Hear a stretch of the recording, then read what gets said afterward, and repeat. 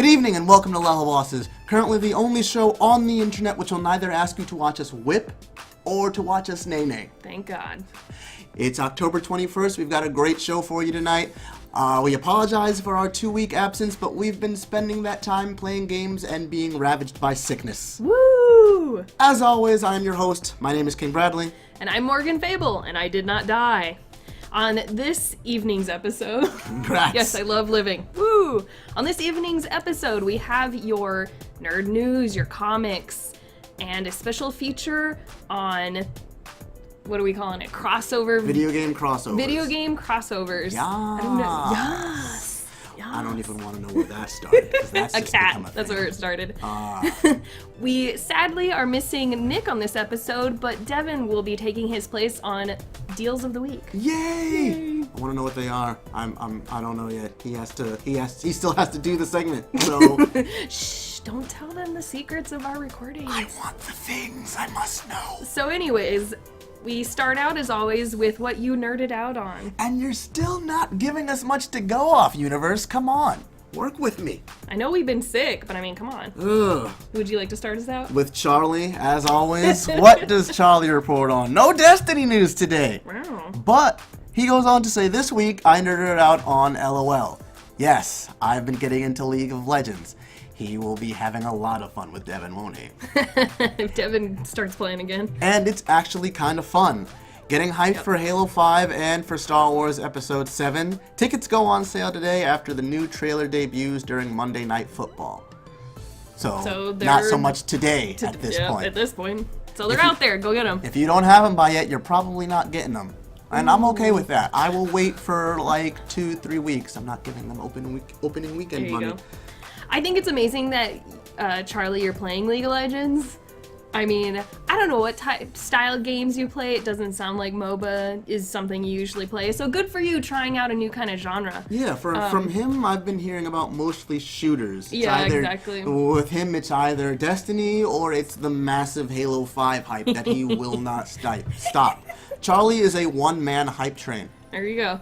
I wish that my Mac could run it well enough to play. I would love to jump back onto League of Legends. But anyways, Pass. whatever. Okay, we have Kyle. I've been getting back into StarCraft this past week in anticipation of Legacy of the Void. My life is for Ayur?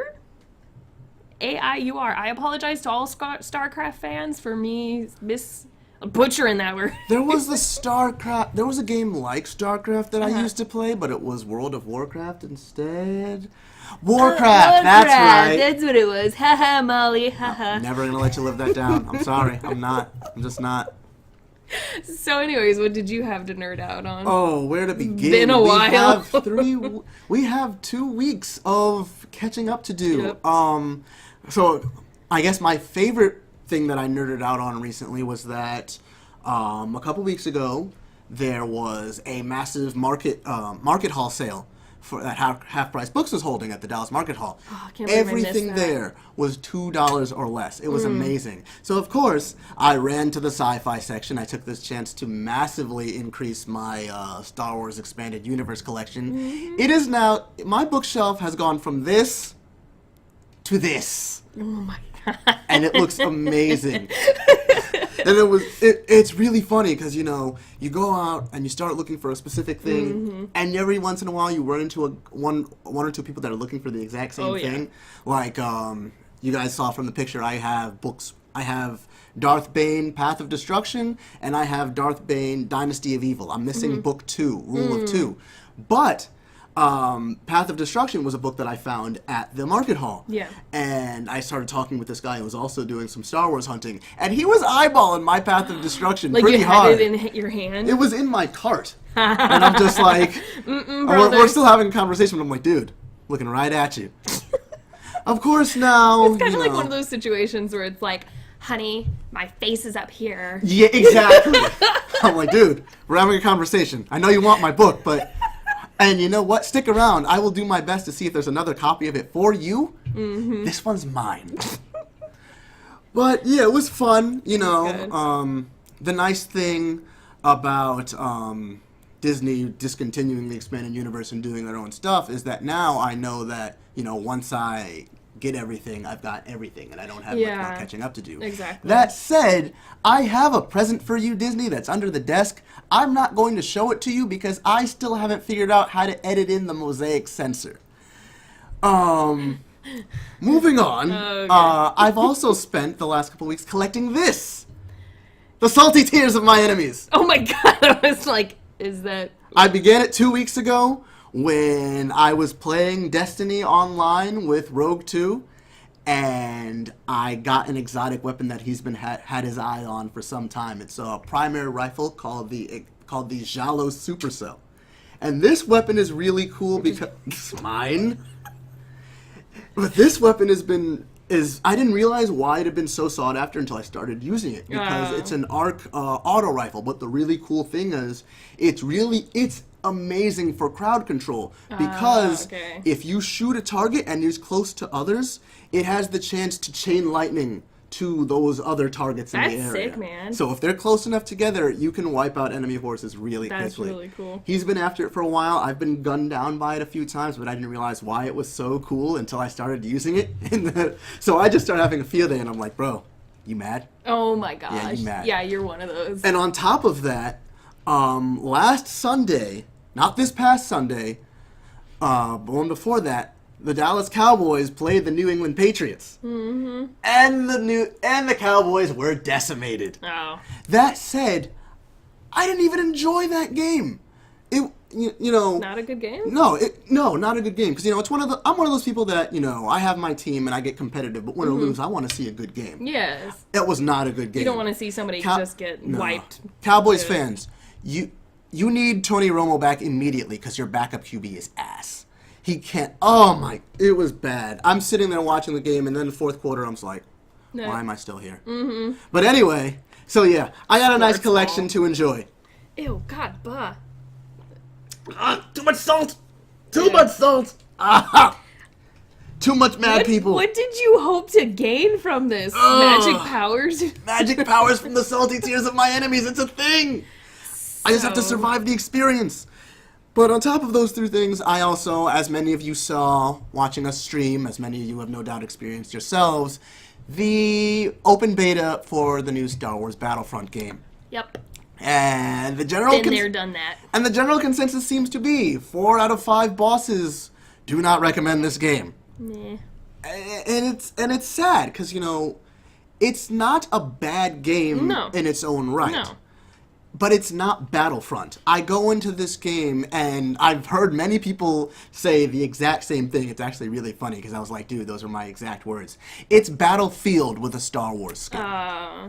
And that's all well and good, but I didn't come here to play Battlefield. I came to go into my third-person shooter and select from multiple classes. I want my engineer with the shotgun that can hack into vehicles and repair them. That's so sick. I want my scout who will snipe you from across the map. I didn't go into this game to be cross-mapped with standard pistols. That's just weird. Now, that said, I really hope that the final product is a lot better than what we were offered in the beta. And maybe, we have to hold hope. Maybe it comes out and it blows our mind because it has all that and more. Maybe. And it was really funny, because one thing I really liked, and I don't know if this is a thing in Battlefield or Call of Duty or whatever, but one of the power-ups that you have available to you is to call an orbital bombardment in a certain area. And there are vehicle power-ups in this game as well. And that was one of the really difficult things about the beta to get my head around. There were 3 modes of play available. One was single player, the other 2 were all the multiplayer matchmaking. Yeah. So there was, for multiplayer, there was Drop Zone and there was Walker Assault. Mm-hmm. And before you got into Walker Assault, if you selected that, they would tell you it's recommended that you play some of the other modes and level up a bit first. Wow. Nobody was playing Drop Zone. Everyone was playing Walker Assault, because it's the Battle of Hoth. It's one of the most iconic moments in Star Wars. Everybody's going to be playing that. So you had some low-level people in there playing, and that was their first experience. So there were vehicle power-ups. You could get TIE Fighters, you could get X-Wings, you could get Snow Speeders, you could even get into the AT-ATs themselves. And getting into the AT-ATs gave you an automatic orbital bombardment. So one of the last games I played, I was playing with Rogue 2, he got the Walker power-up, and he was like, all right, where do I drop this bombardment? And part of the thing was, if you're playing with the Imperials, you have to keep the rebels from activating their uplinks to get, I guess, some sort of signal to their Y-wings or whatever so they could bomb your walkers. Yeah. So I said, drop it on the uplink, clear that path so I can go over and deactivate it.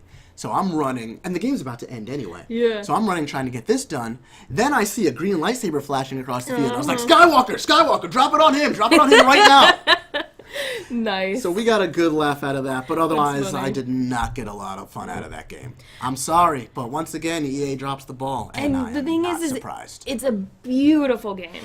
The details in it were fantastic. It's beautiful to watch. It's beautiful to listen to. Yes. If only they had put that much effort with their graphics into actually developing a good game. And that's where it doesn't make sense. They had such a good thing to go off of.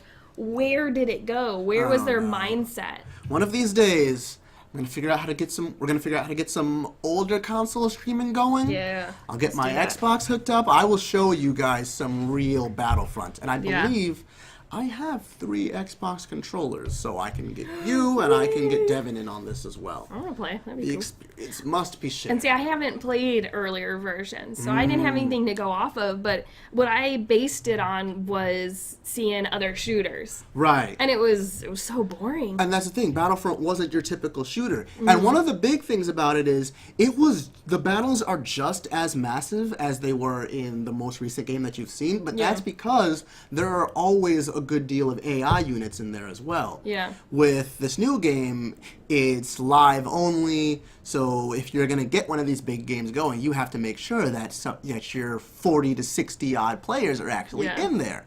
And that was my other problem is the map. I don't know if it was just me from watching, but it felt like the map was really huge, so at times it was hard to find other players. Yeah, something like that. Or if I just... Or to find power-ups or whatever. Yeah. Otherwise, most of the time, you're just blindly going around with a pistol. Yeah. And it's so weird. And I can't remember, because I think I've blocked most of the experience from my mind. I don't remember if there was even a radar in that game. I'm pretty sure there was. Yeah, there was. Maybe? Like I said, I've Just repressed assumed. the memory. Yeah, really. Moving on, what about you? I'm sorry to you all who... That was a rant, I apologize. But no, to you all who are really looking forward to it. And if you love it, then great. Let us know in chat, or if this video is posted on YouTube, in the comments, let us know why you love it. Tell us what you think. Yeah, don't hate on us. We're sorry. Yeah, we have our opinions. Exactly. And we want your opinions as well. Yeah, I am not hostile to opinions that differ from my own. Exactly. Your opinions are just wrong. Oh my gosh. Anyway, so I nerded out on food poisoning. I actually got it the morning of... It was like Monday into Tuesday, and we record on Tuesdays. So, of course, I don't know how to say it politely, but I was just flowing from every angle. So it was like... From every orifice. There was no way I was going to be able to... make sure those salty tears are purified. And so, yeah, I'm blaming it on a buffet I went to, because... Buffet. Yeah. Guess who's never going to a buffet again? Yeah, this is why I don't do buffets. Because, let me tell you, food poisoning... It's the worst. I've gotten the stomach flu plenty of times, and that's days of throwing up. This was so violent. When they say food poisoning, your body is acting like there is a poison in it, and it is trying to flush it out. Demons were coming out of my body. Like, it was so bad. Like, poor Devin, because I woke up maybe at like midnight, and I just was in the bathroom till 4, and then finally I made it over to the couch for a little while. But I literally laid a blanket on the floor and just laid on my bathroom floor. Once you're ill enough, you stop somewhere and you're just like, I live here now. I don't remember if I was even wearing clothes at that point. I think I was just like so sick. I'm just laying on the bathroom floor naked, just like, go ahead, body. What are those? just do what you need to, body. But I've been paranoid ever since. We went to, oh my gosh, we did so much this past weekend. But one of the things had food trucks involved. And we went to a lot of festivals. So it was like, food trucks or tents and booths. And I was just like, I was freaking the heck out. Did you make it to the state fair? Yes, that was before, but the state fair is so much fun. I tried fried Oreos. Really? They were really good, actually. I keep forgetting to do that when I go to fairs because it's like Yeah. fried everything. But that's one thing. People are like, everything's better fried. And I think it's just That's that not always I the don't case. eat a lot of fried food. So, of course, Which is good. my body is like, ugh. So even when I eat things like that, I don't end up feeling very good. Yes, it tasted good, but I'm not a big fry fan. Yeah, I Fried chicken's one thing, though. I go to the fair and I'm just like, give me all the funnel cakes. Yes, And I'm so that's- sad I didn't do that. And that's pretty much my singular goal of the state fair. That and those tornado taters.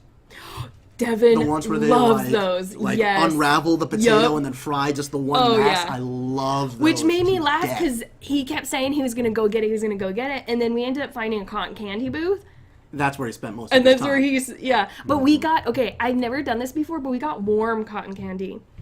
It was so good. Don't they just like, doesn't cotton candy just like dissolve in your mouth? So imagine if it's like a warm, sweet treat dissolving in your mouth. Yeah, that was absolutely fantastic. But we also went to a balloon festival. Balloons! So it was like the big hot air balloons, and we tried a Frito pie with brisket. That was, How was that? so good. How was it? It was so good. I was not expecting a positive reaction. really, from that. you mean it's all it is your Frito chips with beans and then some brisket. Okay. Like it, and then you have sour cream and cheese. It was so good. I'm a terribly finicky eater. Well, of course. So of course this would sound weird to you. But one cool thing that Dallas was doing on Friday night was called Aurora, and so it was like this light show. Artists with informed. different lights, shows, and stuff. So downtown was blocked off 19 blocks. What? Or something like that. 9 to 19. Sorry, guys. I'm getting it all wrong, probably. Glad but I it was was not around. It's because it was 3 things. It was a block party. It was Aurora. And it was late night at the museum. So all the museums were open until midnight. Really? So you got to go into all the museums, look at stuff, go look at the different light shows, eat Neat. food. Like, you guys need to get out more. I'm just telling you. Get out of your basement. That's the whole point. Point of this show, yes, we talk about video games, but video game wise, we've been out so much. We played Diablo. We're finally on the expansion or DLC. I don't know what it was called. Who knows? What's the difference anymore? Yeah, so I'm still playing my barbarian and loving it, smashing folks up. You're playing a barbarian? Yes. Wow. I'm usually a caster class. Like, my start in the video game world was World of Warcraft, and I was the healer type. Like, I love being in the back, healing, DPS, whatever. Healers be like, why did you stand in the fire? Oh, God, yes. And that, when I realized, I thought that healing would be the group that stayed in the back, like, whatever, nobody will notice me, I'll be okay. Oh, my gosh, when I would do whatever they're called now, instances back then, it was like, people always complained about you. Oh, yeah. And I'm like, frick, did you not see the mob you just pulled in? How was I supposed to heal that? And even in PvE, you're not always entirely safe because, the whole point is to stay behind while the person in front does the attacking. But depending on the game, like this is a thing in Star Wars: The Old Republic. Yeah. Using certain healing magics raises your threat. Yes. So they'll end up being like, oh, I should take out that guy first, and then they'll fall. Yay! Yeah, no, and I would get some tanks that I was like, get it off me, get it off me, Exactly. get it I was off like, me. this is your job. It's like you would You're use- supposed to take the attacks.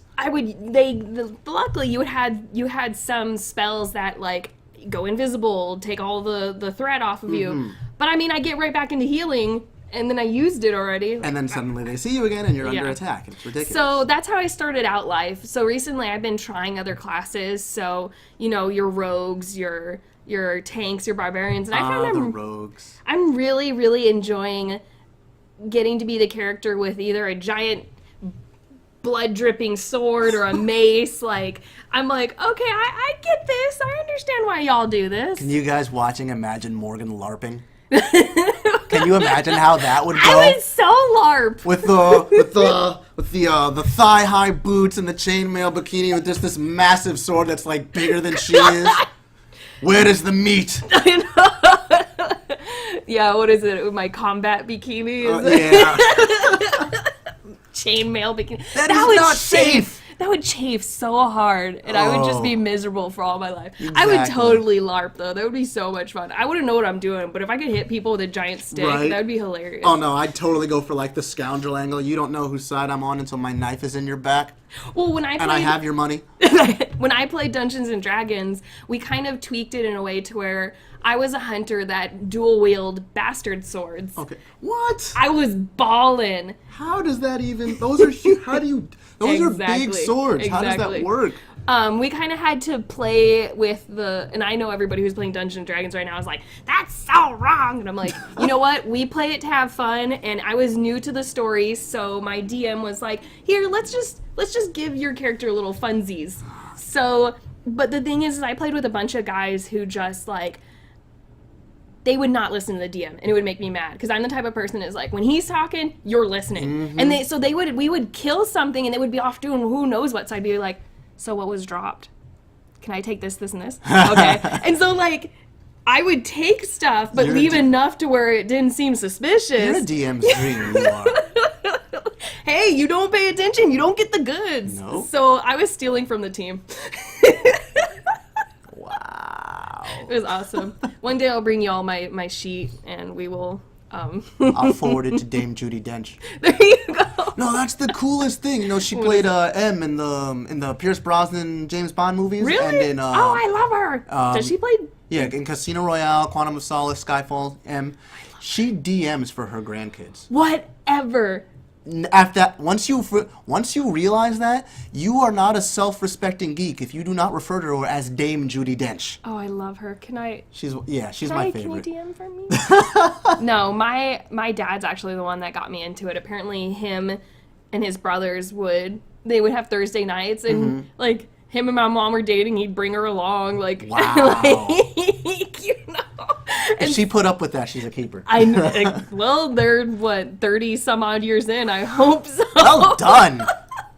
Love you, Mom and Dad. So, anyways, now that we've gone over and beyond all that we could possibly think off of, the rails. it's okay. Y'all like it. I know it. Shall we get started with the news? I suppose so. Would you like to start? May I? Go for it. So, anime fans out there, Woo!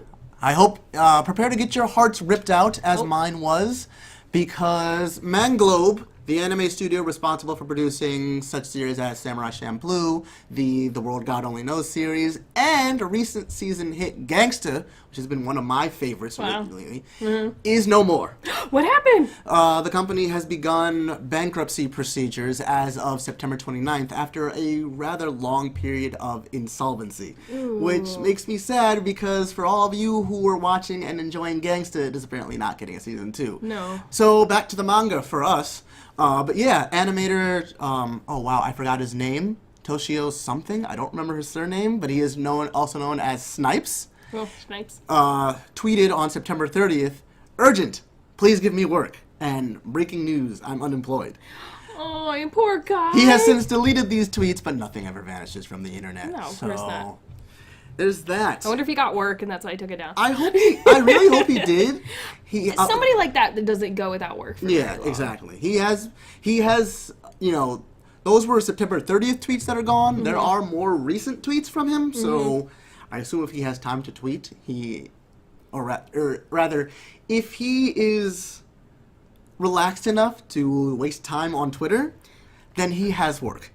So At least we hope so. Best of luck, friend. yeah, best of luck to you. My turn? Yes. Cool. Well, y'all know about Valve, don't you? Valve. You know, that great Steam product? Hey, they gave us Portal, so I got Truth. nothing bad to say against it. Did I say that right? Steam? Valve? Am I Yeah. thinking of the right people? I think so. Are we on the right page, everybody? I don't even know. Anyways, we know that their customer service is down the toilet. Yes. Yes, we do. know about how the horrifically long wait times for any of your... Isn't that largely due to the fact that they're horrendously understaffed? Partly, yes. And so that is a big thing, is that for whatever reason they have like, what was it, like, not 300 something, I don't maybe even even remember the like number. 30 something people Yeah, for I the think it hundreds was- of thousands of people they cater to, probably millions. Yeah, I think it was in the double digits, which is Yeah. not sufficient at all. Anyways, they have a small team, but they did promise us that it would start getting better. But But it seems like it's getting worse. And so finally they had to come out and say, look it guys, we've been doing a lot of things that helped us understand that we needed to code new systems, get new software out there in order to help us with, these issues we're having. And we need to train people. They finally went out and got a third party that's going to be helping them with their calls, their customer care calls. Oh, I thought they were talking about a hiring initiative. I was like, Well, you could probably go through the third party group and because they're training and they're hoping and they're like, okay, look, guys, training takes a long time.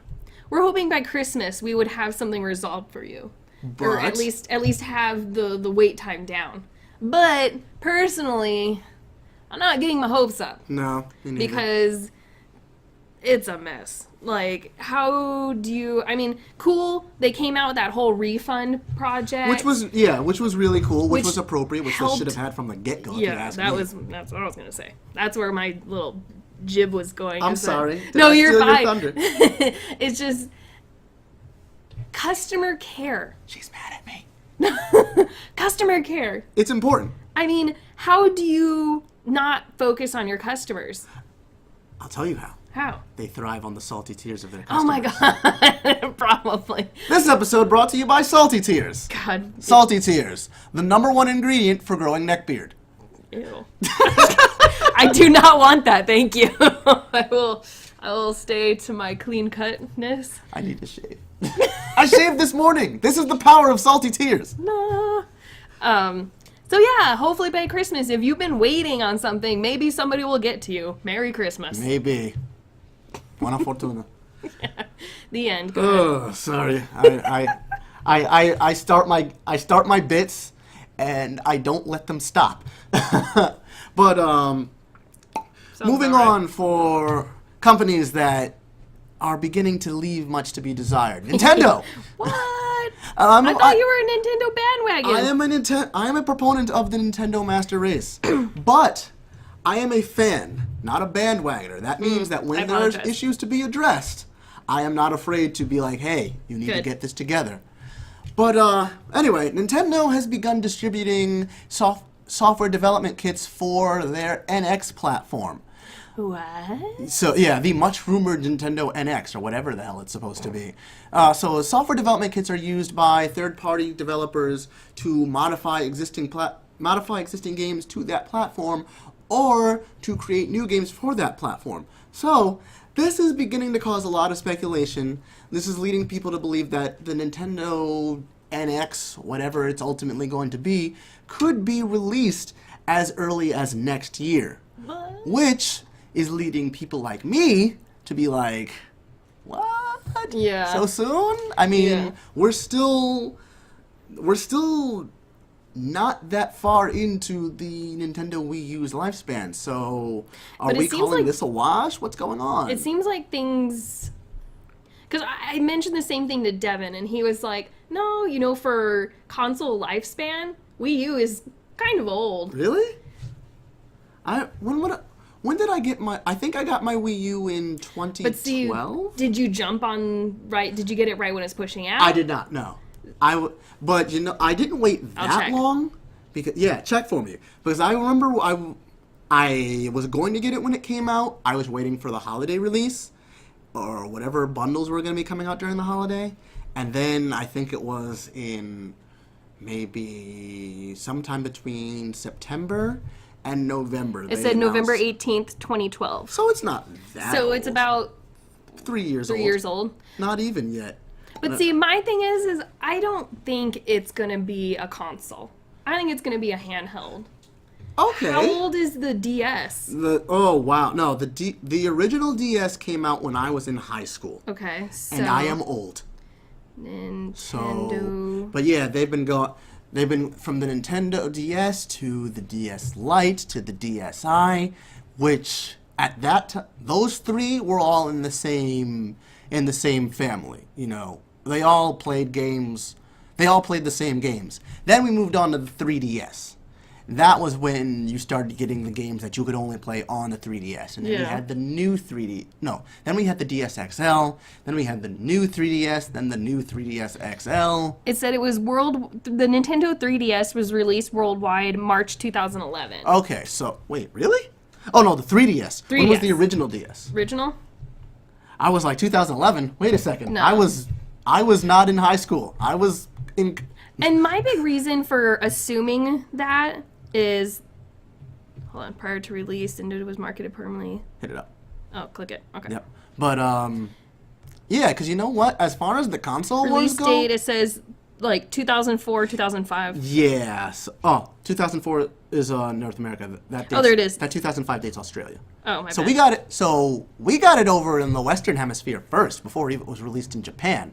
But even so, 2004, this thing's been around for 11 years. So Yeah. if Nintendo's deciding to move on, that's perfectly fine. Yeah. Nintendo has owned the handheld portion of the console wars pretty much since other companies started making consoles. And it would be smart for them, because, I mean, I've loved the Wii, but I don't feel like it has had a huge following. No, especially compared to the powerhouses that Sony and Microsoft have been putting out. And my other thoughts is what episode I talked about. In episode 2, I talked about the patent Yes. that they put in. For the rotating... And the image showed a handheld. Did it? No, it showed... Oh, you know what? I'm lying. It looked kind of That's like... not a common occurrence. We don't... I'm sorry. It looked like the gamepad for the Wii U. Huh. You know what I'm saying? So maybe... I'll double check that. Ooh. Now I'm gonna be speculating about this all day as I Because shave it was my just tear-grown neckbeard. Gross. Yeah, so it was just... I don't know. I guess I just want it so badly to be a handheld. I don't really like it handheld, but... I want it to be something good. Well, yeah, true. I just feel bad that it's like all of a sudden the Wii U just gets pushed off to the side. I Like know. I haven't gotten to really play it. And Seriously, you I come out haven't- with something else. I barely cracked Splatoon, and by barely cracked, I mean I took it out of I its haven't shrink even wrap. got And I it. haven't done anything with it. I was gonna say I haven't even gotten to play it. Well, I was trying to find that article, but whatever. But Let's move yeah, on. Nintendo's problem has always been that its greatest gem let me restart that sentence. Okay. Nintendo's problem has always been its lack of third-party support, or its lack of third-party support as a focus. Nintendo has always been primarily fixated on its own intellectual properties, which is not necessarily a bad way to go, because they've really put out some gems. Yeah. I love Hyrule Warriors like you cannot possibly imagine. There you And this is the one company, I mean, they were really late jumping on the DLC bandwagon, Yeah. but the stuff that Nintendo puts out as DLC. I'm okay with spending the extra money I was gonna on. say it feels like you're paying for something worthwhile. Exactly. And the big thing about that is that Nintendo has always done its best to release complete games. Yep. So it hasn't really needed to do the DLC thing because it Exactly. hasn't had a lot of people complaining, well, this what I got in the main package hasn't been worth my time. Mm-hmm. That said, a lot of the games that that lead people to Microsoft and Sony are not its exclusives, because Microsoft and Sony doesn't have a lot going in that field. It's the third-party games that you can either go to you can either go to your Xbox or you can go to your PlayStation, but not to Nintendo, or not to Nintendo for several months after the Yeah. fact. So that's always been Nintendo's problem. So if they're putting out something new and it's got that going for it, if it decides to say, you know, we need to look more into the third-party support thing, then go for it. Because you need to do more with third-party stuff besides putting them in your Smash Brothers games where they do not belong, Nintendo. Coming soon. Yes. Coming later this episode. Yeah. I just drained my skull. You go ahead. Okay, thank you. So, like I was saying, talking about y'all needing to get out and do festivals, if you want kind of an easy merge into the world, there's the IndieCade Festival 2015. It is all about indie. What? Yeah. I'm alive. Welcome back. It is the International Festival of Independent Games. It's happening. So, the International Festival of Independent Games. The IDIG. IFIG, yes. I'm sorry. I like acronyms and I get ahead of There you myself. go. October 22nd through the 25th in Culver, California. It will feature indie games from around the world. Annual award shows celebrating 12 different innovation award categories. How many? 12 different I don't know why I ones. did that.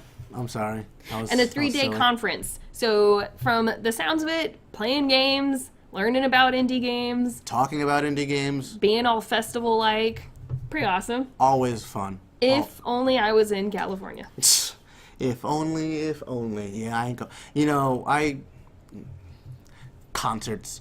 One of my favorite Japanese bands, I saw their first they have done 3 concerts outside of, I don't know about outside of Japan. I don't know how many they've done outside of Japan, but they've done 3 concerts in the U.S. I have been to 2 of them.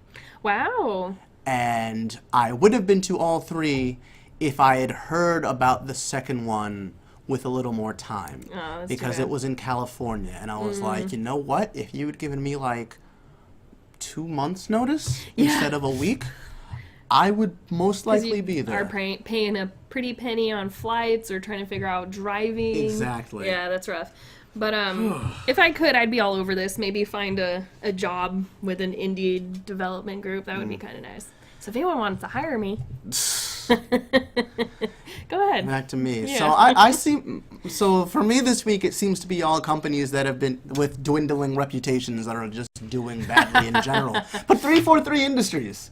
A little more Halo 5 news, up-and-coming Halo 5 news for you guys. Yay. 343 recently announced all of the offenses that will get players banhammer. Ooh.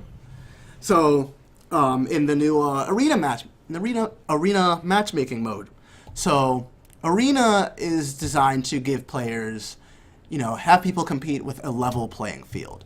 They all start with the same weapons. They all have to compete for the same weapons and abilities, and because they want to maintain that controlled environment, negative behavior is very frowned upon. So, the list of the following activities will get you a ban from matchmaking for a certain period of time, except quitting, obviously, Makes sense. betrayals. So. Friendly Fire is back, apparently, which was Yuck. conspicuously absent from Halo 4. But I hate that because I'm really bad at aiming. Idling, so try avoiding going AFK for a while, people. If you need to go to the bathroom, hold it. Or do it before. Why aren't you thinking? Intentional suicides. So if you are in a firefight and you shoot someone with a rocket launcher and you are too close, you might be safe with that, but no throwing grenades at your feet just to see what happens. And excessive disconnects. Now that's the big thing. That you really want to be careful. Make sure your internet connection is stable. Reset your router before you start playing. I don't know, but it's actually not that much different from. It's not much of a departure from previous Halo games. I remember in Reach, excessive quitting would get you penalized, it did not, and it did not make any distinction as to how you left the game, which was a problem for me because my Internet was bad. My internet was bad at my old house, and I could get really frustrating at times because I was playing with my squad and. So I come back and they're like, "What happened?" You're like, "I got DC'd. Let's just go back in." So it's not necessarily people reporting you, because if it was your buddies, you wouldn't get reported, you wouldn't get banned. Right, but no, it's the system. It's the system saying you left the game.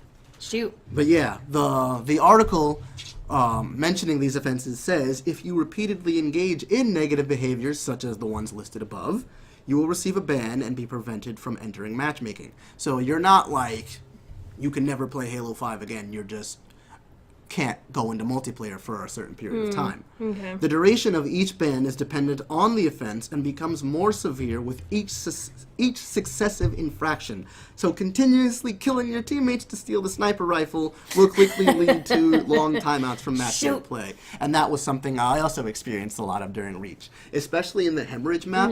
That was, I don't understand why people just fell over themselves to play Hemorrhage in Reach.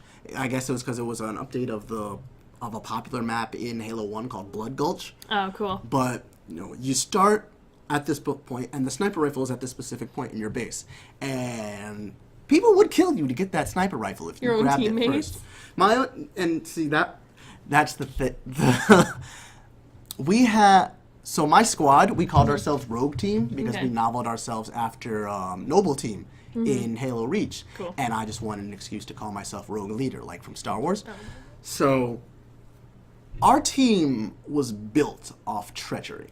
Oh my god! Like not necessarily specific team killing, but collateral damage wasn't a thing we considered. If a member of a team is in a firefight and another one is over a ridge with a sniper rifle, we're saying, hey, or not with a sniper rifle, with a rocket launcher. Yeah. I'll be like, hey, firing in your area, but not giving you time to get out. No, of course. We had a thing. You weren't considered an actual member of Rogue Team until your assassination had been stolen from you. Especially considering that there was an actual yoink medal in Reach. Really? So if you were in the process of assassinating somebody and then someone else finished them off, you not only did you not get the kill, but they got that kill and a medal that goes yoink. Oh my god. And that was not just exclusive to my team. I shot through... One of my favorite assassinations in Reach was your Spartan would take the enemy Spartan like over his leg and stab him in the gut with his combat knife. So I was playing a match once, and somebody on my team, I wasn't playing with any of the squad, so this was just me with some random matchup. Yeah. He went to assassinate a guy, and I spawned with a sniper rifle for whatever reason, or there was one close to me, I don't know. But I grabbed it, and after he stabbed him, I shot the guy, because this is the thing. When your knife makes contact, their shields pop, but they're not dead yet. Oh. But it takes two body shots on a fully shielded sniper. On a fully shielded Spartan to kill them with a sniper rifle. Their shields were down, so it'll only take one hit. So his back is to me. I shoot through my teammate and finish off the enemy Spartan. So I got the medal, and I'm sure that he's on the other end of the screen like, what the was that? Are you kidding me? Oh my gosh. So we might need to reassess this team. Oh no, there has been no backstabbing among the level bosses that I am aware of. Yet. You might want to check that knife in your back. Anyway. So, talking about death. Why are we talking about death? Why? Are there red dots on me, guys?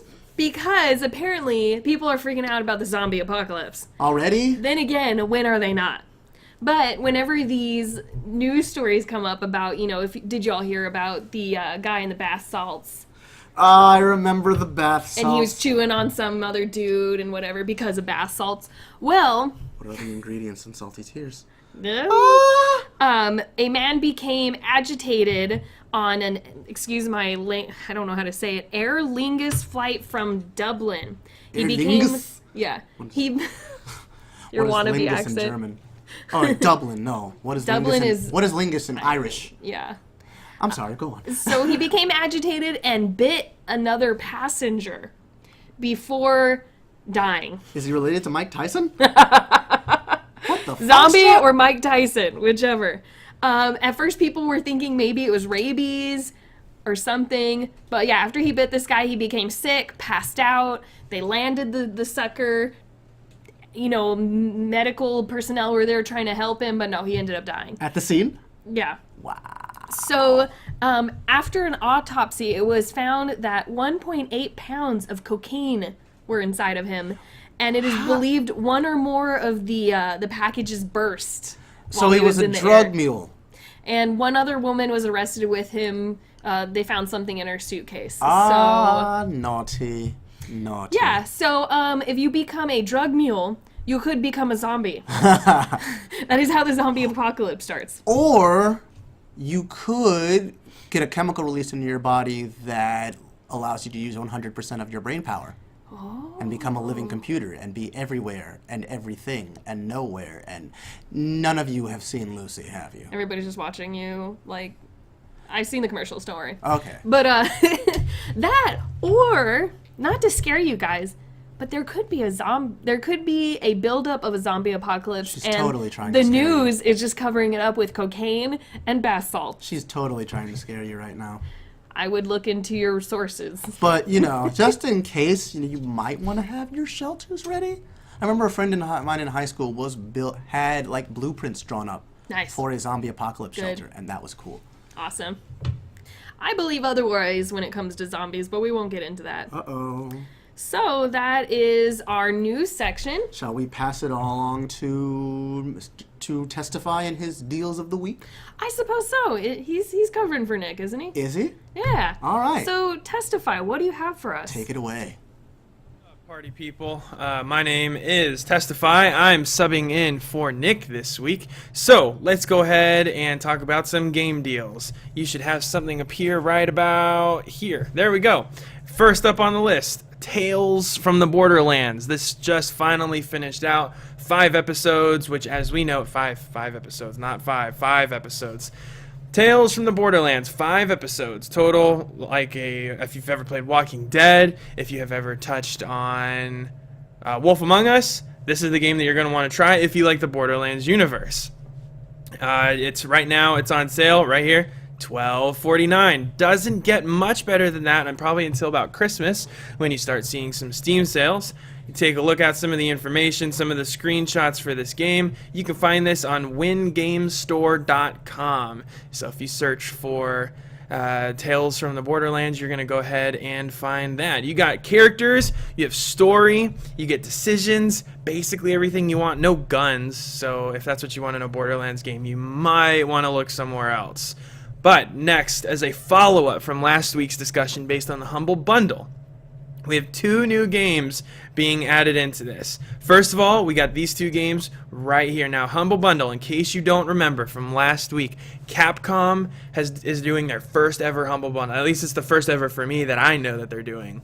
So you get games like Strider, Resident Evil, Lost Planet 3. Some of these games aren't fantastic, but if you pay like $9 down here, you get Resident Evil Revelations, DMC Devil May Cry. Amazing games. If you like the action RPG, if you like God of War style video games where if you just want to slay demons and you don't want to play Diablo anymore, check out DMC Devil May Cry because the game is amazing. The difficulties really challenge you and the combos are really fun to pull together. Strider, as much as people might not like it, is a Metroidvania style game. It's one of those games that you go in, you unlock something, and then you go over here. So it's a really fantastic game. The new games that got added, we have Resident Evil 4, which is arguably the best Resident Evil ever made. It is not debated that this is the game that fundamentally changed how Resident Evil functions. You play as, I think his name is Leon Cassidy, something like that, and you go in, you're trying to save a girl. The girl's really obnoxious, but the gameplay is fun. There are insta-kills in the game. It's kind of challenging, but it's not as challenging as some of the older, more vague Resident Evils. And then you have Remember Me, which reviewed terribly. So take that at whatever you want. You can see the score we got going up, how many bundles are being sold. This is at humblebundle.com. This is under their Humble Capcom bundle. Third up on the list, if you wear glasses, such as myself, this might not be incredibly applicable to you, but if you spend a lot of time on the computer, then this is where me and we start having a relationship, because these glasses they're made by Nike, $176, they're on sale for $39.99. And I'm going to do some quick numbers in my head, cheat off the page, say that's 77% savings. And I'm a math teacher, so I know that. Okay, you have Nike Show XR, Evo 822, whatever. Glasses that you wear while gaming. What is it supposed to do? It's supposed to remove the glare. Some of us get headaches when we play. $40 for tinted glasses really is not all that bad. If I wasn't on a budget, I would go buy those, but I am, so I'm not. And finally, a little bit different, a little bit of a darker take. there's this game. It's called Condemned Criminal Origins. It is a game that I originally played on the Xbox 360. It was a launch title for the Xbox 360. It's a horror. I wouldn't even say it's an action game. It is mostly a horror game. You see a gun there, but you really are severely limited on the ammo that you pull together. You're a homicide investigator, and you get thrown into this really dark situation.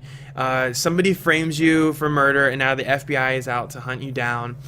But it gets really dark, and these guys, they're like crazed maniacs, and you have to pull piping from everything, or fire axes, anything you can think of, you can almost pull. And I like Condemned 2 almost as much as I like Condemned Criminal Origins. This game is not for the faint of heart. If you get scared easily, don't play this game. But seriously, screw those mannequins, okay? Like, screw them. I should beat myself to be funny, but I'm not. There's a scene, you can go look it up, for the mannequins. Absolutely terrifying. But these are the deals that I shifted through. These are the deals that I could find. I hope you enjoyed the video. Nick will be back next week. I will continue running things behind the scenes. And we're going to be getting another episode up for you soon. Or I guess you're listening to an episode right now. So, bye! Awesome. Thanks a lot, Testify.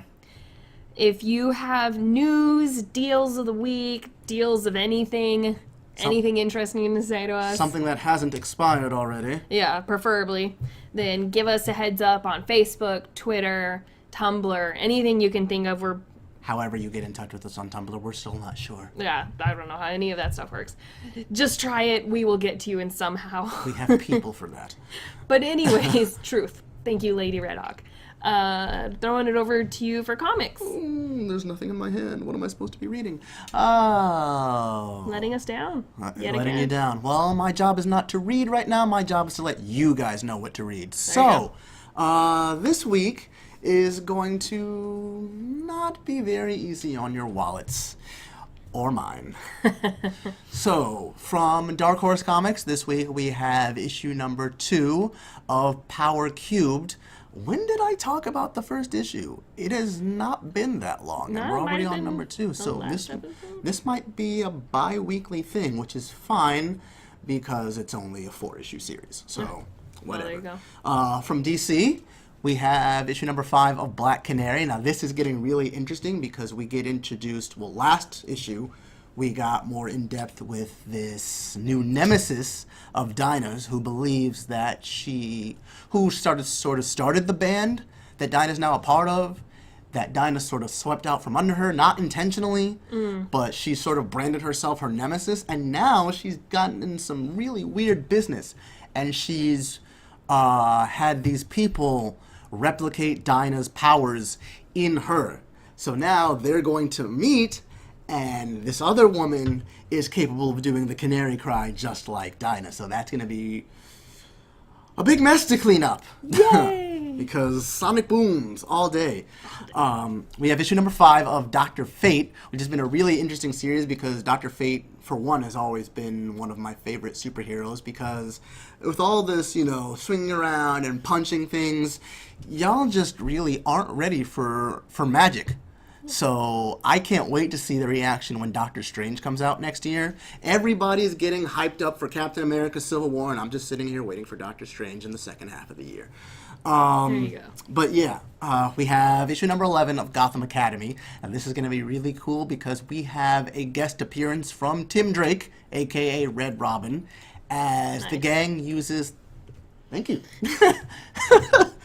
As the gang uses one of their members' tennis tournaments as an excuse to sort of get into the city and explore a set of mysterious appearances.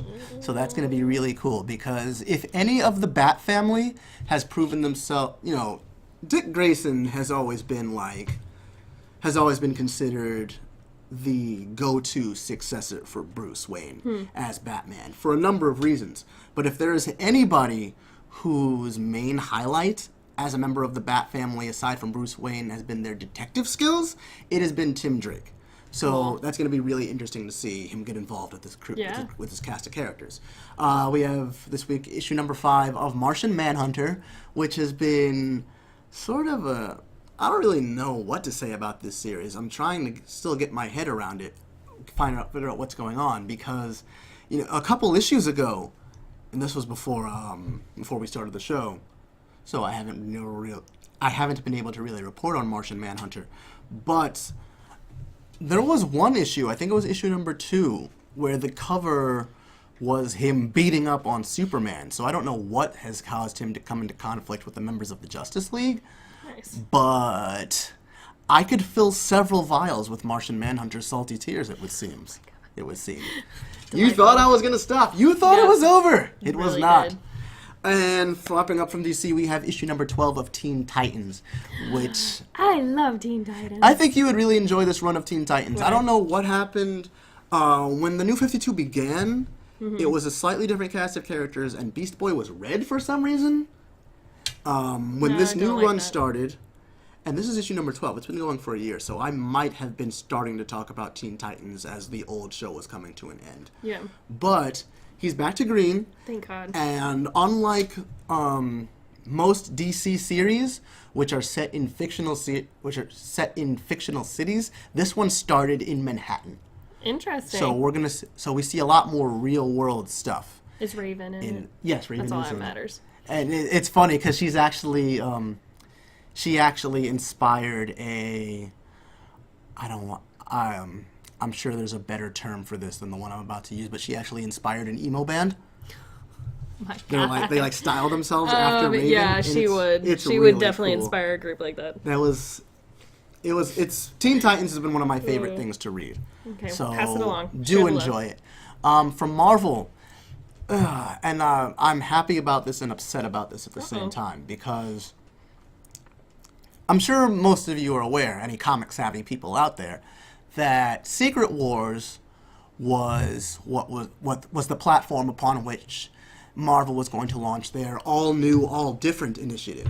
I really hate the term all new, all different, but that's really the only thing they have left to use. So a lot of characters, because of the premise behind Secret Wars, all these characters coming from different universes, the multiverse being smashed together into one universe, I still don't pretend to know what's going to come out of that, because Secret Wars should have ended by now, and it's been pushed back so many times that we're only on issue 6 out of 8. So I should be able to tell you what's happening with that. I am not. I apologize. Not my fault. Blame Marvel. Always placing the blame elsewhere. But because Secret Wars have been... Hey, it's what I do. But because Secret Wars was delayed, for some reason they still launched the all-new, all-different initiative on schedule. So we're already seeing the new Spider-Man, the new Iron Man, the new Avengers, the new Guardians of the Galaxy, So they're kind of the new Doctor spoiling Strange. their own stuff. Sort of, but and it's not even that, because they put out preview stuff, they put out promos, they put out preview stuff, so we know what's coming out. The problem is, because we're getting it before Secret Wars is ended, we're missing some context. Yeah, exactly. But so, anyway, my rant aside, this week from Marvel, we have issue number 2 of the new Amazing Spider-Man series, and I've got a bit of a love-hate relationship with the new Spider-Man series, because, it's for Peter Parker, Spider-Man has spent pretty much the entirety of his existence as the underdog, and finally he's on top. He's rich.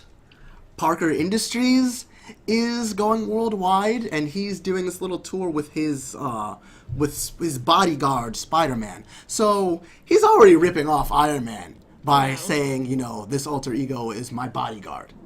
But it takes from the whole Parker Industries thing, it takes from a run called Superior Spider-Man, which I absolutely refuse to read because I despise the premise, but it has to do with Peter Parker and Dr. Octopus switching minds, or switching bodies, however you want to read it.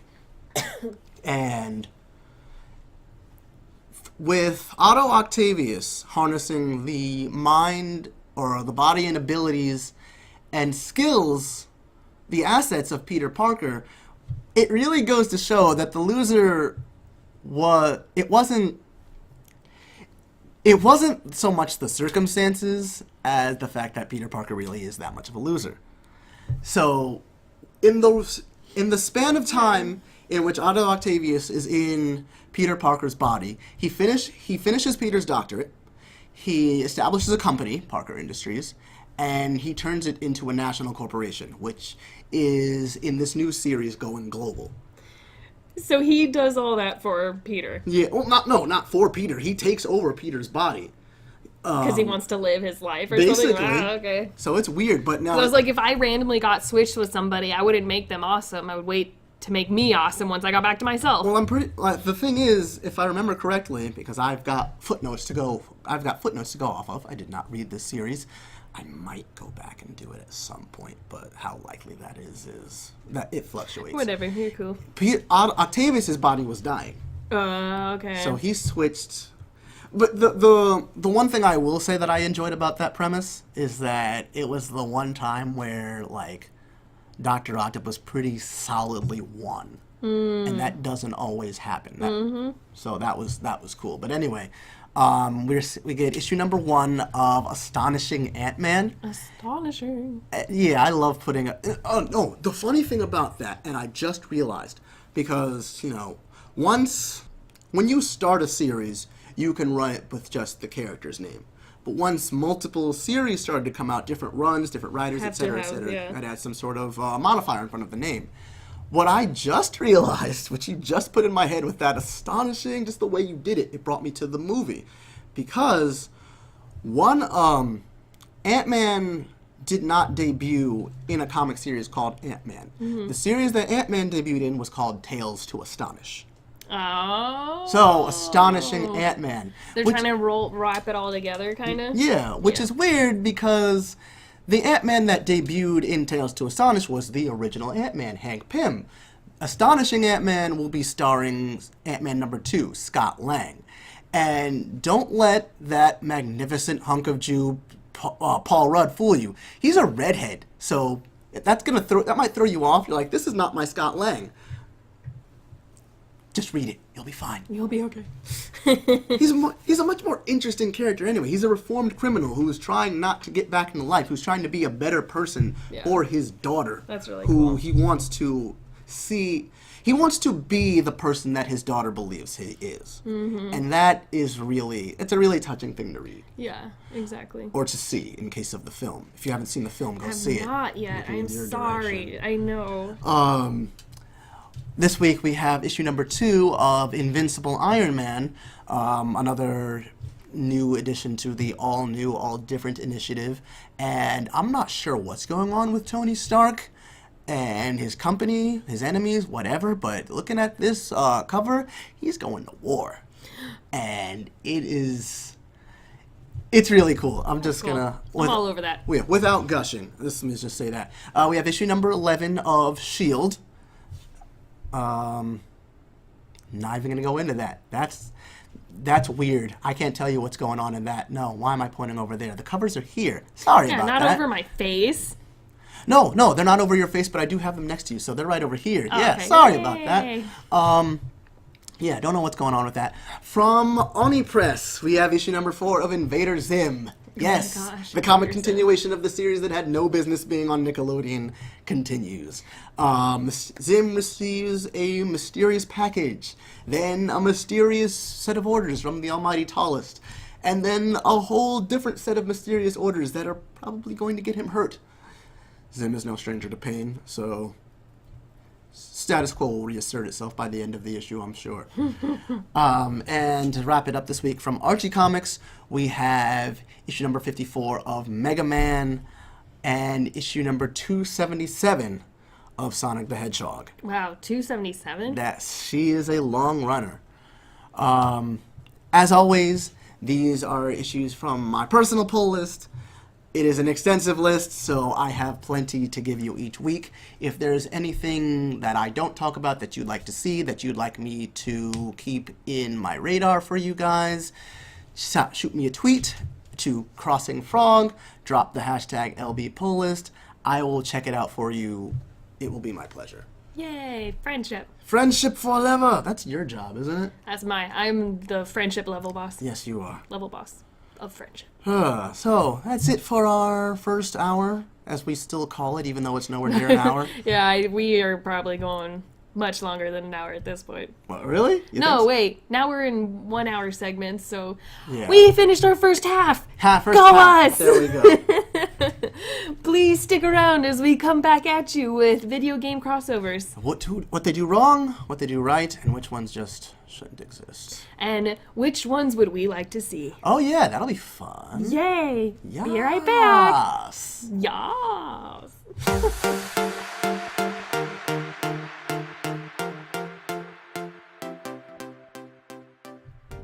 And welcome back. Like we said, the special feature for tonight is crossover video games. Woo!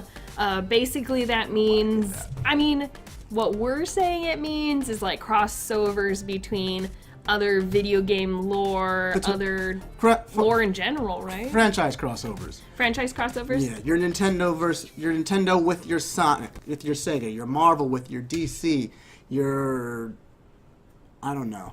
Usually analogies are best in threes. I can't do anything like that right now. Your hedgehogs and your foxes, I don't know. Oh. So one being that you really want to talk about, Smash Brothers. Is that okay? Can I rant about that for a second? Go for it. Take us on a magical journey. So, not railing against Smash Brothers in the slightest. Always been a big fan. And I really love the way Smash Brothers Nintendo used Smash Brothers to bring its content together. Yeah. I still love that trailer that played, I'm pretty sure I can... Yeah. And you and me. And it goes, something has gone wrong in the happy-go-lucky world of Nintendo. Yeah. Because you see them dancing together, and then suddenly Pikachu just like up and bashing kicks each other. Somebody was yeah. like, wait, exactly. what's going on here? So the really nice thing about that is,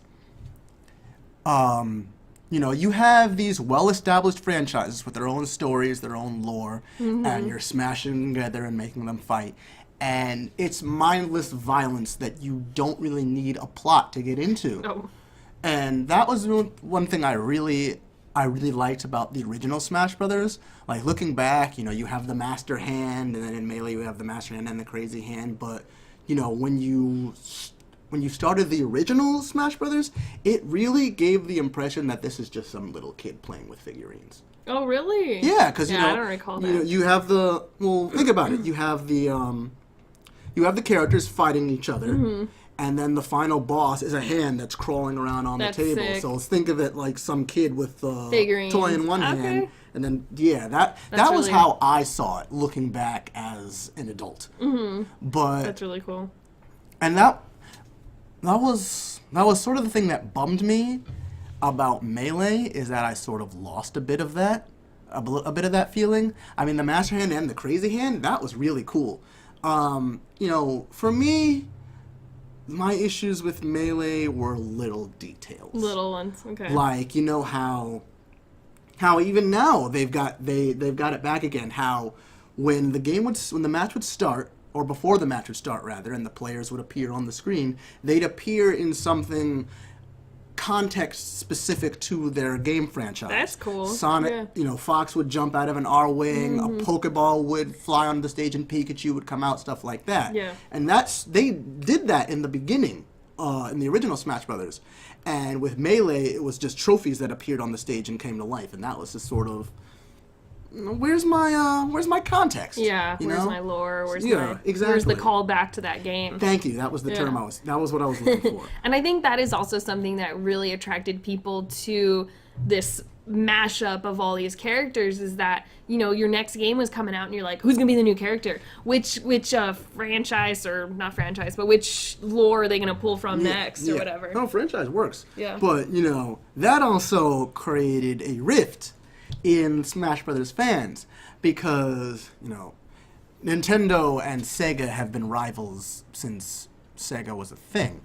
So obviously when they're like, oh, I want to make Sonic fight Mario, and then you've got this group of people that's like, something has gone wrong in the happy-go-lucky world of Nintendo. Yeah. Have you not played the original Smash Brothers, Melee?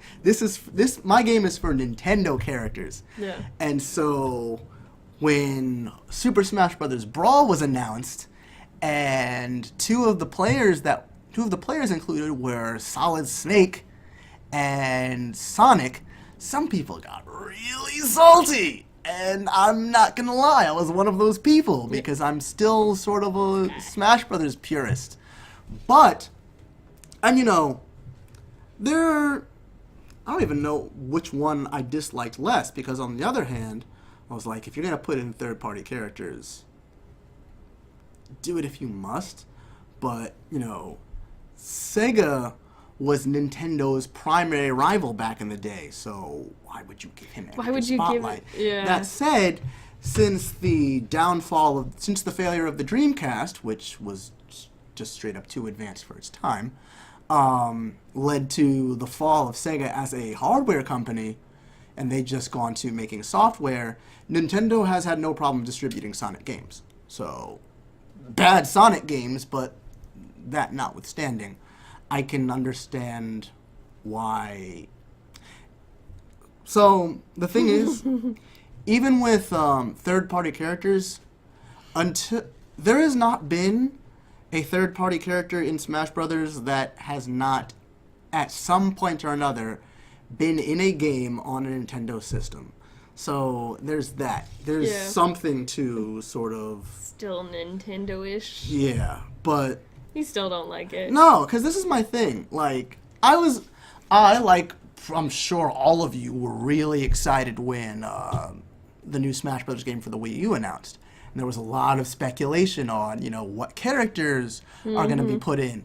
And you see all these people making videos of what characters they think are going to go in. And so many of them have okay, I don't mind I'm good. I've been playing Brawl and Smash Wii U for a while, so I've sort of gotten over the third-party characters thing.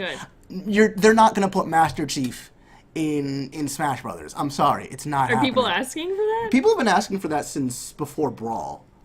And I'm like, really? Guys, come on. But this is my thing. A lot of fans out there, and sometimes Nintendo itself, are acting like they're starting to scrape the bottom of the barrel in terms of the characters they have access to. And they're really not. No. I could give you a host of characters that you can put in. Some of them more obscure, some of them getting upgrades. Like, I don't know. Waluigi was an assist trophy in Brawl, and I believe he is still an assist trophy in Smash Bros. 4.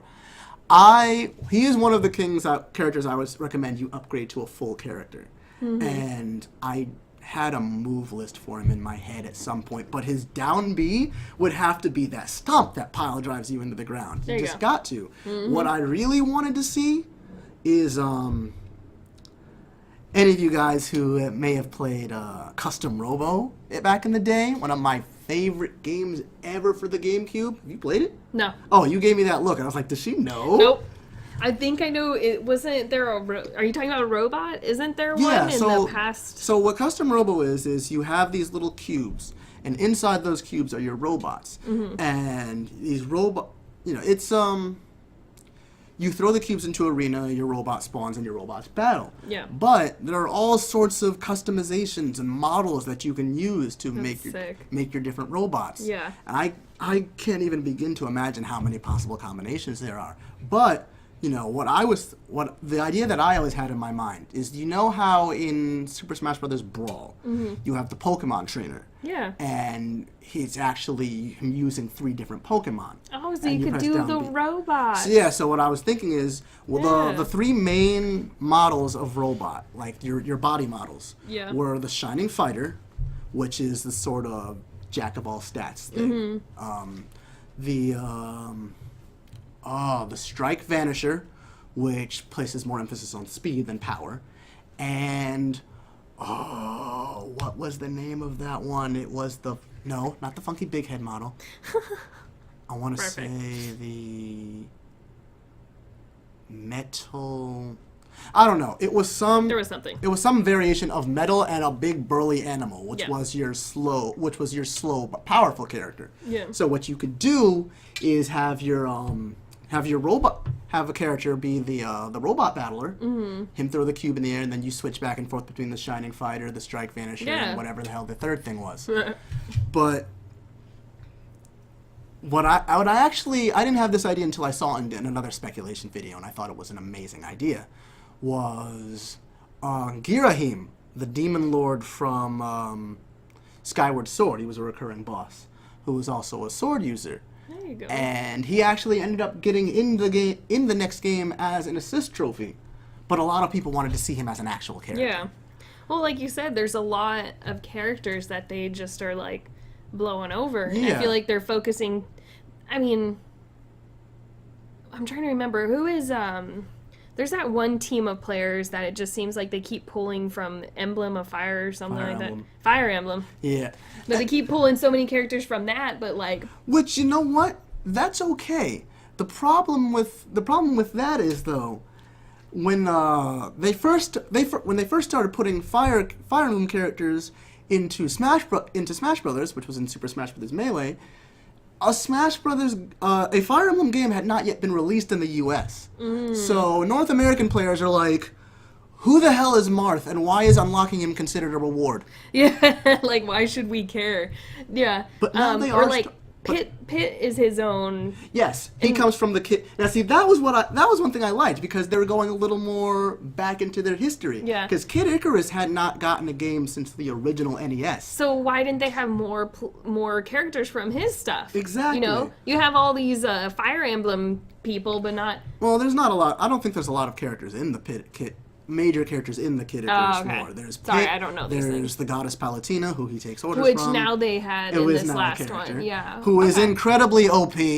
I was playing in England, and there was this one guy, one of the few players who was my match. Yeah. And his Palatina was formidable. Quite awesome. Let's put it like that.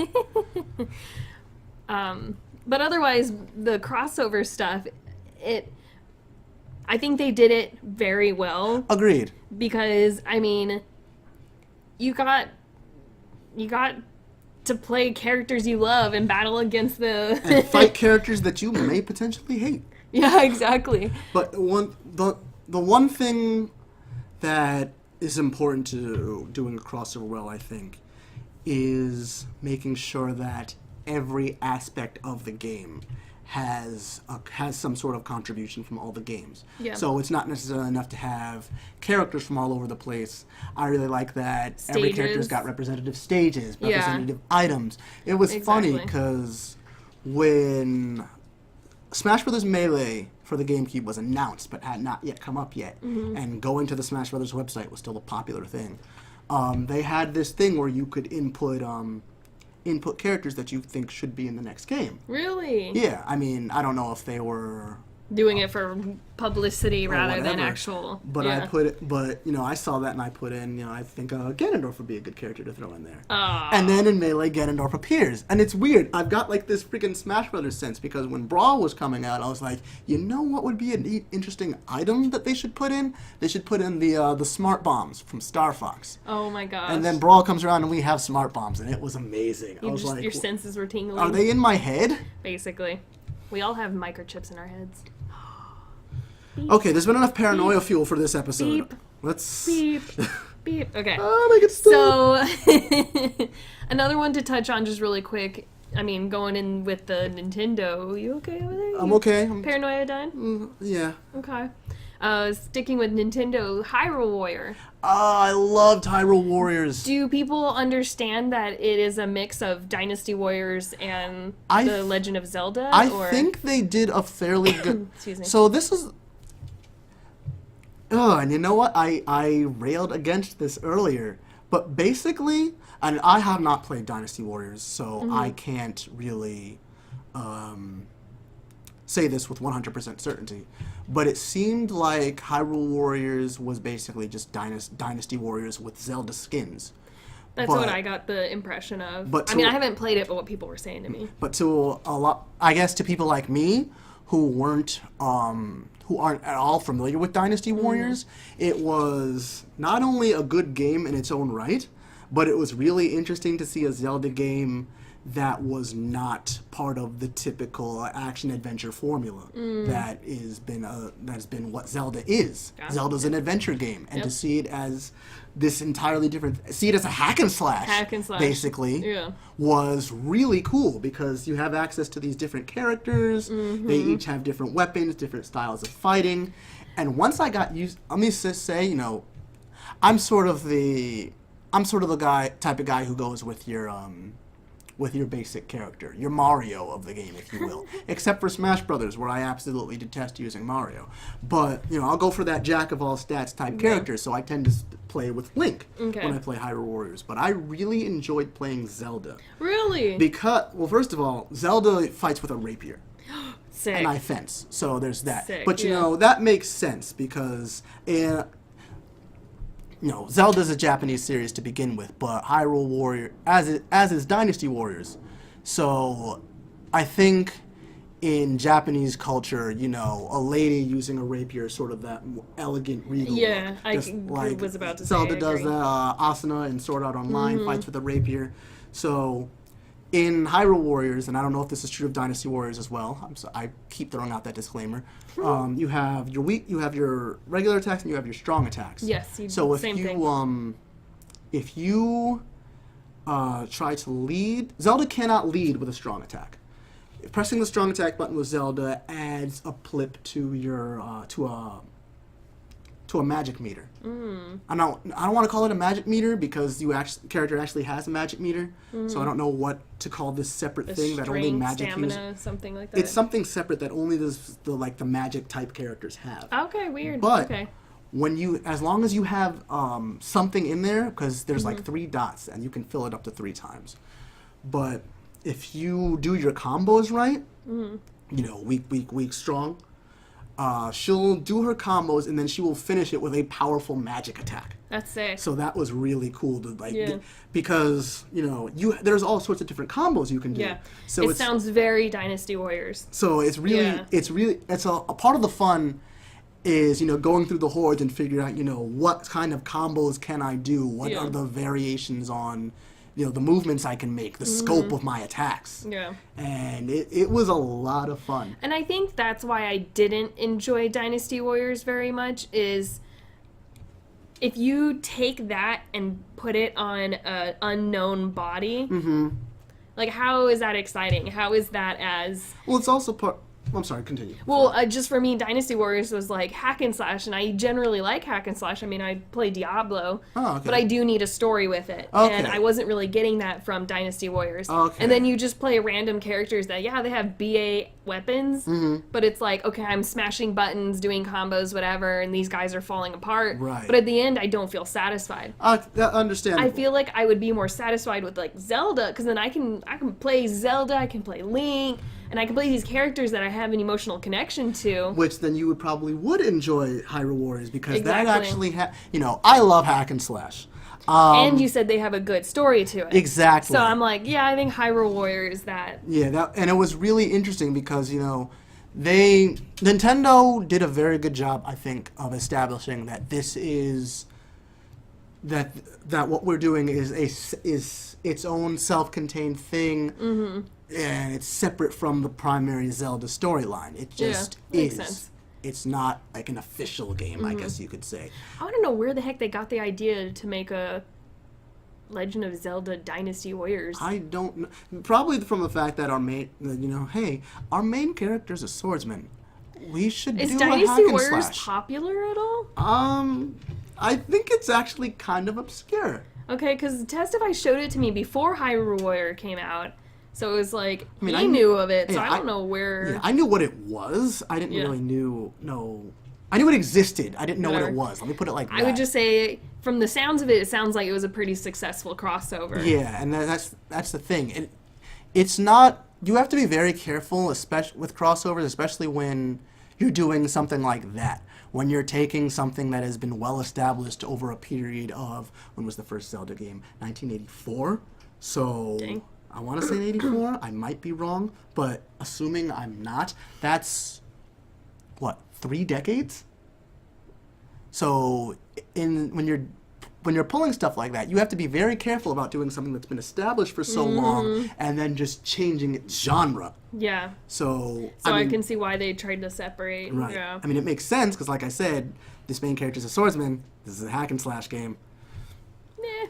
But what I really like is that it's not just, run over and kill everything. There is some strategy involved to it. You have other named characters on the screen. Sometimes they might need your assistance, so you might have to run to this part of the map and, help them fight off what other enemy they're taking on. It was interesting, and it's not hard to get into. Yeah.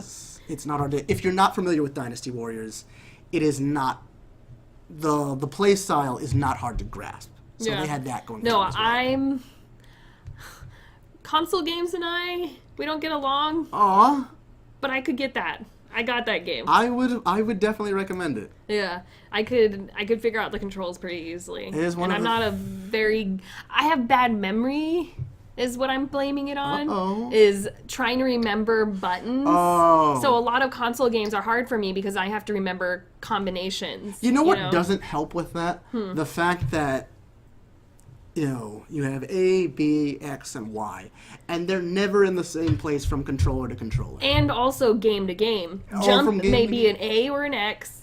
So it's like, I have problems because I come from the computer generation where it was like, You can just program everything. W is always forward in Yep. games. W was always forward. S was always back. There was no problem for me trying to get that down. Like, but one that I've been excited to talk about is what am I thinking? I was about to say Final Fantasy, Kingdom Hearts. Oh, the same series that I'm not at all familiar with, although I Exactly. should be because I actually own the first Kingdom Hearts. I know, it's so funny when I run into people who don't know. But just, I love the Final Fantasy series. So the fact that they brought this love and this Disney love, this... You know what? I should have sensed the oncoming storm when in Kingdom Hearts 2, Mickey Mouse fights, and everybody is telling me that he fights like Yoda, Oh my gosh. like he was in episode Should've. 2, and I was just like, And Disney wants a piece of that. I know this is terrible of me, but I haven't completely finished the series either. Ah. There's too many games. I know, to and that's finish the that problem series. is Testify and I will start a game, and like it's probably in my PS2 right now, just like waiting for us to finish. And the weird thing about Kingdom Hearts is how many out of the myriad of games that they have, how many of them are part of the same continuity? Like, how many of them make up the main story, and how many of them are side stories? Oh, you mean when they go to each plot? Yeah. Yeah. I don't even at this point. Because how many? I don't even we're remember. I can't even make sentences. Final Fantasy, they have games for. Final Fantasy started on the original Nintendo, but I went from Final Fantasy I went from Kingdom Hearts to Final Fantasy. I apologize. That's But funny. Kingdom Hearts started on the PS2, and it has games on the PSP. What is it? Link of Memories or something like that? Chain of Memories. The I don't know. DS, possibly the 3DS. I don't know, but they're all over the place. Yeah. So I'm not sure what narrative I need to follow. And also this whole thing of like they're both such huge, what do you call them, brands? Yeah. Whatever. They have so much to pull from. Exactly. And like that's where the first game was so exciting is like, oh, I get to see another version of these worlds. I get to go into Ariel's home and explore. And when you get there, it's not as open-ended as you would love it to be. But it's still, you don't just see what you see on the screen. You get to move around and be engrossed in that. I would hope that with modern technology, they could start to get a little better with that. That would be awesome. Open world, here's Under the Sea. You're fine, just kicking me. But the thing that really upset me is in the second game, we've been playing it forever, and they're still going back over the same worlds. They've just opened up some areas of it, and I'm like, you have so many Disney shows to pull from. Like, why the heck are you making me That's go... why Disney acquired Star Wars. I know, right? They want more worlds to plunder. But I know as you get further into it, you're supposed to get into these other ones. But that was... Not For a happening. crossover, it was fantastic. I mean, obviously, people adore the stupid game. I love it. I'm sorry I called it stupid. But there were the little kinks to it that it was like, it didn't feel completely immersive to me. I didn't get the full feel of the crossover. But it was two big names that I adored. So it was like, how could I not just absolutely love this thing? Did you want to talk about Marvel versus Capcom? The Capcom versus games. Those have been going since... those games started as arcade cabinets in the early 90s. And... Right around my time. Yeah, their popularity has not declined since. Well, maybe it has, but... No. Oh, let me put it this way.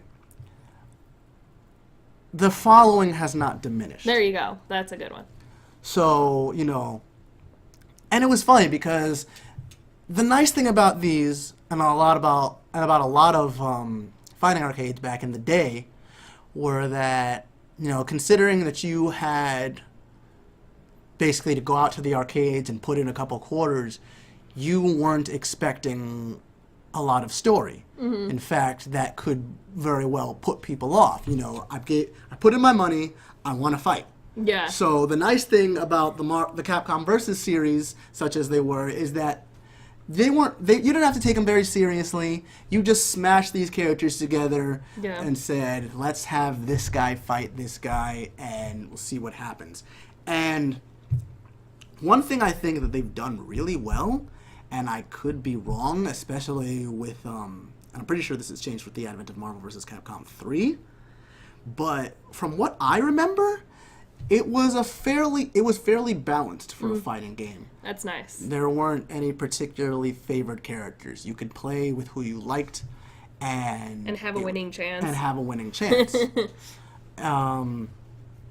And the way they made the games escalate was really cool, So you start with, we started with the Street Fighter games. Yeah. And then we have, based off that engine, I guess, we had X-Men Children of the Atom. Okay, which was one of my favorite fighting games back in the day, even though I had no idea how to play it.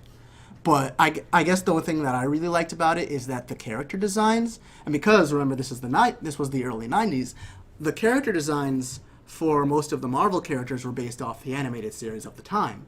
So you go into X-Men Children of the Atom and you play with Cyclops, and he's got that blue asymmetric uniform that you're familiar with from the TV show. Yep. Same with Storm. She's got the wild white hair, the all-white outfit with the cape thing, and X's on each side of her chest for some reason. I don't know why she needed 2 communicators. That was... Come on. Like, I don't know what that's about.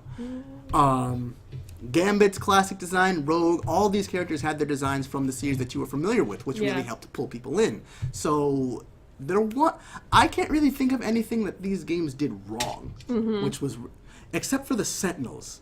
The Sentinels looked weird. In the animated series, character design. Which makes sense. In the animated series, the Sentinels are like 10-story tall robots, so you have to change that a bit to put them into a fighting game. Yeah. But it worked out really well. So you've got that. And then they ended up coming together to make X-Men versus Street Fighter, which was the first time really it went crazy. Yeah, that was why X-Men versus Street Fighter is why Ryu versus Wolverine is still such a classic image in that series. Wow. And then... But that is what crossovers are about. Right. To, get that iconic image, get that let's you and him fight going and just see what happens. Batman versus Superman. Batman versus... You know what? Never mind. That's a little different. Is that? Yeah, because they're both from DC. Oh. but I mean, you're pulling two different lores together now. Yeah, but the nice thing about that, the thing with comics is that you could have it merges all the time. Who cares? Yeah, and they all take place in the same universe anyway. Yeah, so Batman may forget about occasionally that. meet Superman or something like that. Yeah.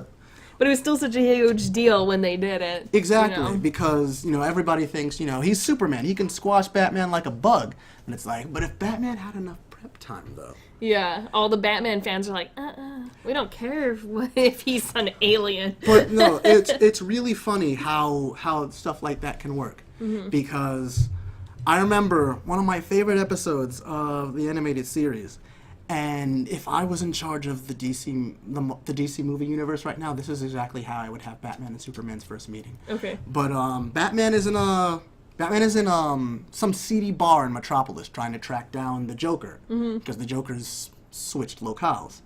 And so he's doing his standard Batman interrogation. He's like, I will hurt you. Tell me what I want to know. Superman comes up, and says, I don't think the guy knows anything. And, starts with, you should have told me you were in town, something like that, blah, blah, blah. Yeah. But Batman, he takes Batman's hand off the guy. And Batman, as much as he's listening, is like, is this guy touching me? Really? So, the next thing you see is, Superman said his small piece. Yeah. And Batman's response to that is to grab him and just chuck him across the room. Oh my gosh. But, because he's Batman. But the whole time, as Superman's going through there, he just looks more confused than anything. It's like, what's going on? Why am I moving? Yeah. Why am I upside down? I don't mean to be upside down. How'd I get over here? Did he throw me? Yeah. And basically reality ensues. He throws Superman across the room. He goes back to pursue the guy, and then Superman shoulder checks him into a wall. Oh my God. Like, you're not going to win in a contest of brute strength with this dude. But then he pulls kryptonite out of his belt. Done. Over. Yeah, there's that. There's that. So, what I want to know then is, what would be your perfect crossover? Oh, what would I like to see the Or most? give me a few, if you have a few. Okay, so this would be really hard to do realistically. Doesn't matter. This But is fantasy world time. It'd be a hard game to balance, is what I mean. Okay. Is that I would really want to see a game where we can fight out the Star Wars versus Star Trek argument. Because I've been in that since, no So it would be a offense fighting game for you. No, this would be like this would be a space simulator. Oh, I like. And no offense to either side, because as someone who says that he prefers Star Trek, Star Wars was first in my life, so it has that special place as well.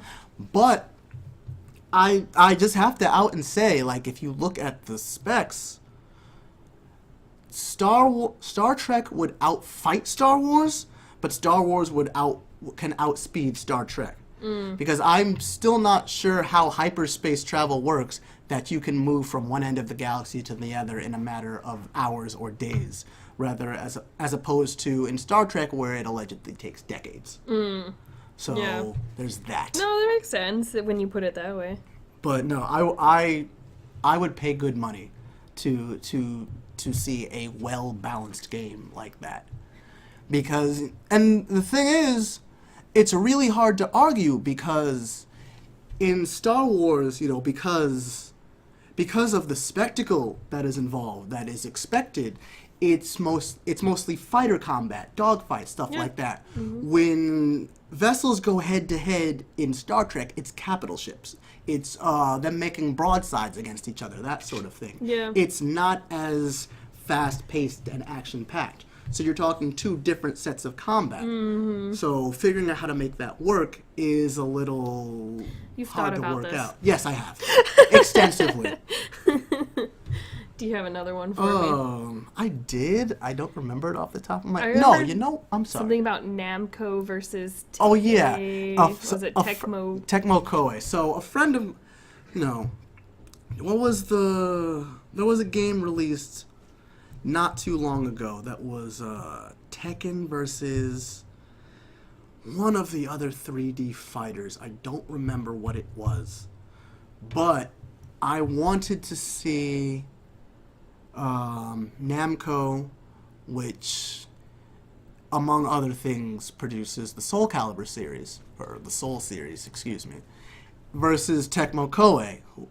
But, as a friend of mine was quick to point out to me, you know, Namco has the Soul series in addition to blah, blah, blah, blah, blah, blah, blah, blah, blah, and all this other stuff. Tecmo just has Dead or Alive as far as their fighting games. How are you going to balance that? I was like, dude, I really just want to see Ryu Hayabusa fight Nightmare. There you go. And that's all your reasoning. And that's all you need in your fantasy land. But you know what? As far as fighting games go, you know what I want to see? What?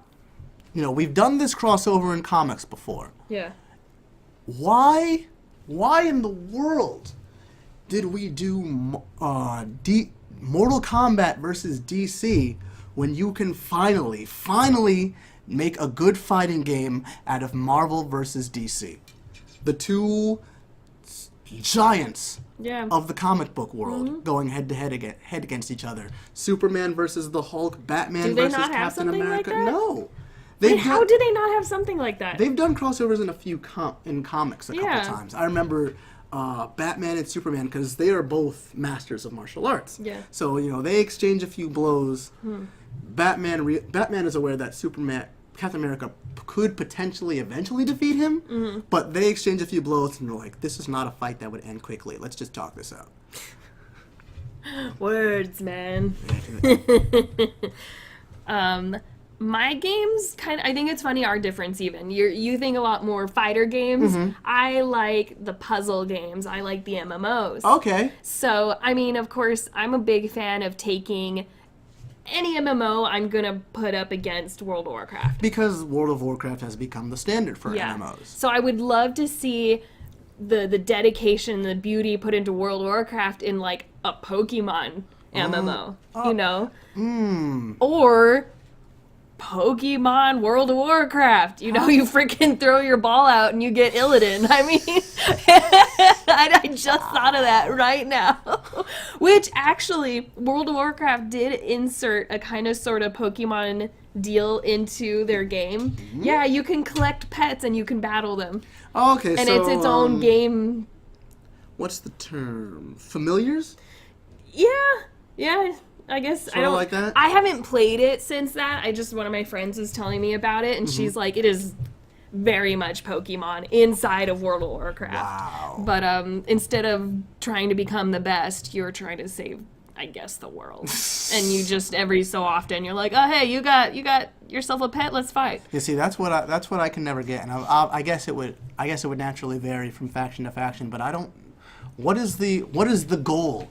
What is your goal in World of Warcraft as far as story-wise? Depends on which expansion you're in. Naturally. To beat the bad guy, man. Yeah, let's just leave it at beat the bad guy. So one thing I thought of today that I thought would be really cool is my favorite puzzle game is Portal. I adore Portal. So could you imagine... Yes. Could you imagine the humor and the puzzle-ness of Portal with Disney characters, with Final Fantasy? I mean, Final Fantasy has its own great puzzles, but it's just like, they're my favorite groups. Just the general animated Disney canon, your Goofy, your Donald, that kind of stuff with Portal? Or are we talking more specific? Like Disney princesses. All right. I'm not gonna lie. I want freaking Mulan in there with a portal gun. I want to see it. You know, I'm sorry. Just go for it. I hate taking moments to rail like this, but I remember. Are you gonna be angry about the portal gun? Well, no, but okay. I remember when and I still don't understand the Frozen hype. I haven't seen it, but I don't get the hype. But I saw. It was a meme on Facebook or some form of social media, and it was a picture of Ella. That's her name, right? Elsa? Is Yeah, that there her you name? go, honey. And it said something like the first Disney princess who didn't need a man to save her. And I was like, excuse me. No, Mulan. Merida from Brave. I'm sure I could go farther into that list if I wasn't going off the top of my head, but get out of here. And I mean, I'm also thinking, because I have a special place in my heart for Rapunzel. She saved him. Yeah, there you go, Did honey. she? I never actually saw that movie. Well, I mean, all he did was give her the motivation to leave her tower. And then, And after that, everything was her. yeah, I mean, Because it's Rapunzel, the only thing he did the was schmuck who cut saved her her. hair so the woman died. So Wait, what? Yeah. Spoiler alert. You spoiled a lot of things for me. So there you go. But I am never gonna live okay, that down. am I? another funny one I thought of, and I think I'll probably end there, because after the World of Warcraft deal, I started trailing on and on about like Final Fantasy MMOs, Kingdom Heart MMO, Pokemon, but I also thought of Pokemon and Animal Crossing. So it's just like it's like a Pokemon village sort of. So either way, what could be cute is if you're in the Animal Crossing world and you are mayor of Pokemon. You know, the Pokemon have their little houses, you can go fishing with them, you can have parties with them, you know, Pikachu's your best friend. And all the Pokemon can communicate with each other. Yay! Yay! I'm pretty And sure not they just can say, in the universe, but I don't know. yeah, just not say their names. Or it could be the flip side, where you throw out your little Animal Crossing villagers and they wow. fight for you. Go, Isabel! That escalated so quickly. But I think I like the other one better. I'm sure if I had given it more thought, I would come up with a lot of other crossovers that might be a lot more interesting. Again, I love the MMO stuff. I would love to see all these games become MMOs. I'll take any crossover where sword fighters of one universe can fight sword fighters of another. What? Sword Art Online is an actual MMO. Come on. An anime as an MMO? Yeah. Bam. Sword Art Online. Yeah. I want to watch that series again. So if you have crossovers you'd like to see and you're watching right now, I'm assuming y'all have been going crazy in chat. But if not, please let us know. Or if you're watching this post-production, YouTube or whatever, comment, Facebook, Twitter. We want to know. You might come up with a great idea that one of us have to make into an actual game. Tell us what you want to see, and we will make it happen. Don't promise that. No, I don't. Disclaimer, I nope. I you know what? I got that humble game making bundle. Well, there you go. And I have the RPG game maker thing. So we can do something. It'll be really bad, but we'll try. So with that, that's our little tidbit about crossovers. Thank you guys for tuning in to our show today. We really appreciate it. We're sorry again for the absence. We'll try to be better about being ravaged by sickness in the future. I know. Demons coming out of our bodies and things like that. You know, things happen. Hopefully you guys liked. Let us know what you think in the chat, in the comments. Let us know what you'd like to see in the future. We've already done one request show. We are not averse to doing more. No, we had somebody request something. We're getting more information on it. Yeah, because he just asked us for a Final Kingdom Hearts rant. Which it actually led to this conversation of doing crossover games, but we were like ranting in a good way or a bad way? Yeah, in what in particular? So if you context? request from us, be very detailed. Yes, please.